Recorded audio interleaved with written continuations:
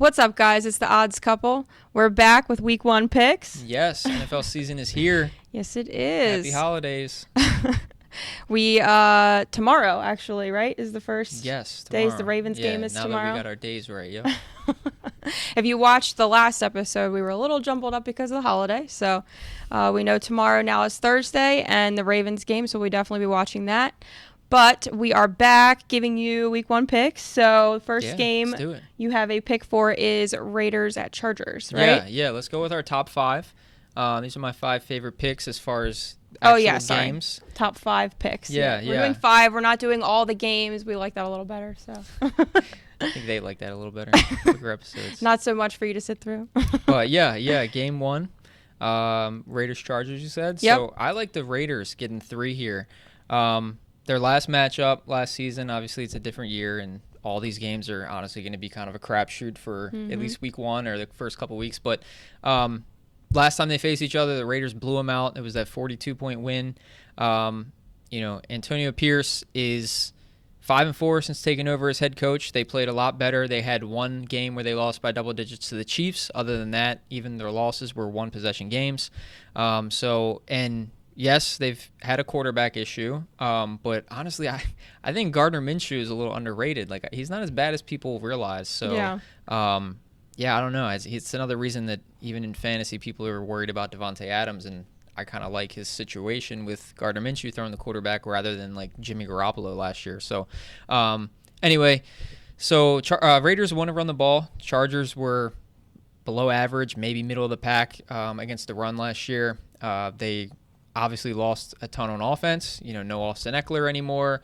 They lost Keenan Allen. They lost Mike Williams. So Justin Herbert's not going to have a lot of people to throw the ball to this year. They've got obviously a new coaching staff in Jim Harbaugh and Greg Roman. Roman's going to want to run the ball. They even took the 2 running backs from the Ravens. So their offense isn't going to be as explosive as it has in the past, and their defense has kind of always been shaky, even with all the big names they have over there. So anyway, all that to say, I don't think the Raiders are going to be quite as bad, and I don't know, I like them, honestly, in an upset spot here. I have them on the money line as well, but I'll take the 3 points in this matchup.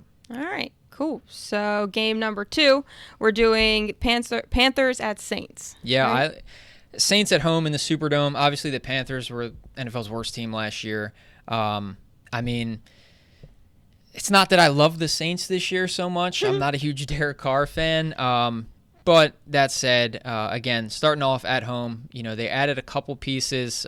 They got Chase Young, who, again, hasn't really lived up to his hype, but it'll help out a little bit with Cam Jordan on that defensive line. So their defense usually is pretty decent, especially at home. So, they blew him out last year at home. They got Clint Kubiak as their new offensive coordinator, which what an interesting name. Yeah, so Clint he's Kubiak, son of former Ravens offensive coordinator Gary Kubiak. Wow, okay.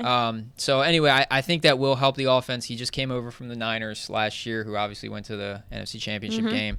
He does have offensive coordinator experience as well in 2021 with the Vikings. They weren't like a high-flying offense. They were about middle of the pack that year, but he did.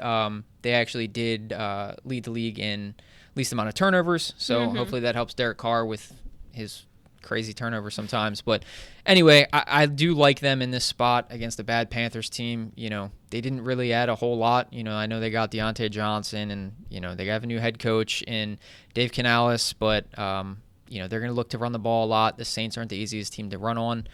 I just like them at home in this matchup. Okay. All right, so that's pick number 2. Pick number 3 is the Cardinals at Bills game, right? Yeah, I like a lot, especially. Sorry, my mind is heavily on fantasy with all the drafts we've done this past week. You should tell them about the weird pick we had last night. So the guy that picked a player first, it was like really odd. Yeah, Terry McLaurin with the number 2 overall pick. It's not a free league, so rarity. It's very interesting. But yeah.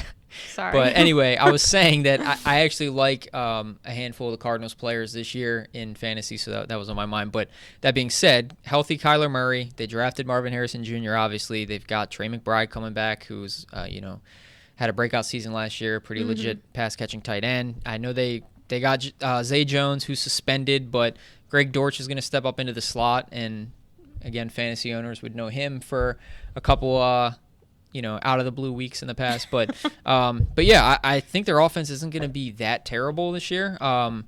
And the Bills lost a lot. No Stephon Diggs, no Gabe Davis, obviously. Josh Allen has a lot of, his weapons aren't really proven guys. They've got, the Keon Coleman, the rookie receiver, Khalil Shakir, will he have a breakout year, that kind of thing. But, I'm just not high on the Bills this year. And I think getting the 6.5 on the road, it's another spot that honestly they could upset them. You see Gannon in his second year as head coach. Last year, what they did out of the gate, they were putting up fights against people. He's sorry, our dog again. She had to so sneeze. They're always under the camera, if you're wondering. But anyway, Cardinals plus 6.5 on the road. I like taking the points here in this spot. All right, pick number 3. So for number 4, it's the Broncos at Seahawks game. Yeah, Broncos, again, another bad team. Pretty much the only thing they've really upgraded was their quarterback in Bo Nix. So we'll see how he transitions to the NFL.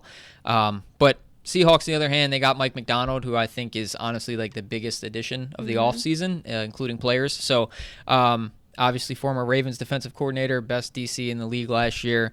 I like him going to the Seahawks. I think he's going to boost their defense. He had, added some on that side of the ball as well. Of course, they've still got their offense, who has some playmakers coming back, with Metcalf, Lockett, Smith and Jigba, Kenneth Walker, all that. So in this spot at home, which is always a tough place to play in Seattle, giving under a touchdown, I'll lay the 5.5 against a bad Broncos team. All right, so that's pick number 4. Last but not least, the Jaguars at Dolphins game. Yeah, this one I'm not taking a side on. I'm actually taking the over of 48.5. Okay. So obviously Dolphins, everybody knows, high-flying offense, best offense in the league. They, there's an outside shot they can put up the points themselves at any given game. So, last year they kicked off week 1 with a 70-point game against the Chargers. Total, not them themselves. They actually did have a 70-point themselves a couple weeks later against the Broncos. I do remember that. But so, usually in week 1 when there's mistakes, it's on the defensive side of the ball, lack of communication, missed assignments, that kind of thing. So that tends to help the total in going over, in my opinion. So, and then the Jags, on the other hand, they're offensive side of the ball, they've added some playmakers as well. Brian Thomas Jr., they drafted, freakish wide receiver that I like this year. Christian Kirk goes back to the slot with Gabe Davis coming over as well on the outside. They've still got Evan Ingram there, Travis Etienne. So they've got some weapons. I think they can move the ball. Dolphins did lose some people on the defensive side of the ball as well.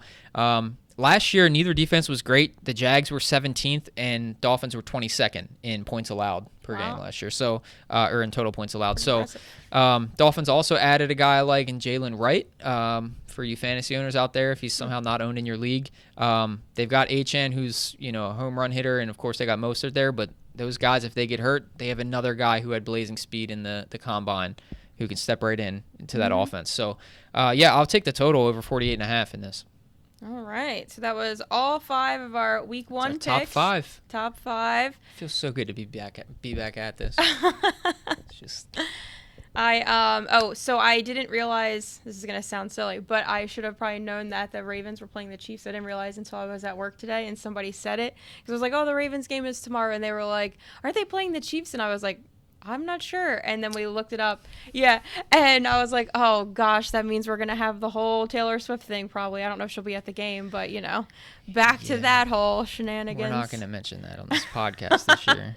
All right, I'll let you off the hook because it's week 1 and we've been really busy. Well, yeah. Moving forward, I expect you to memorize all the matchups off the top of your head. All right? It'll be a tough one. We got shouted out today. I think I was telling you earlier. Oh, that's right. Yeah, you ran into someone who recognized us from the podcast. That felt amazing. Shout out to you for recognizing us. Thank you. Must have been. Never mind. We feel like celebrities. Yeah. So anyway, is that all we have for him? I think that's all we have. So we will catch you next week. Are we doing just week 2 picks next week, or are we doing any type of? Stay tuned. You guys want to see some prop bets? We could do some prop bets. Leave in the comments below. Why don't you tell us what you want to see? Yeah, we'll definitely have our top 5 for week 2, but if there's anything additional that you'd like us to maybe spring on you. She knows I could talk football all day. So yeah, so whatever you want to hear from this guy, just comment it, and when we'll a prop podcast, we'll do it. That's the most thing I feel like you bet on is props. Pretty much, right? Yeah, they're just too fun. Yeah. You know, I feel like I'm the best at sides, but props are just so fun. Well, all right. That's all we have. So don't forget to, I'm not going to forget this time, to like, share, subscribe, comment, do all those good things. All right, guys. We'll see you next week. Happy betting.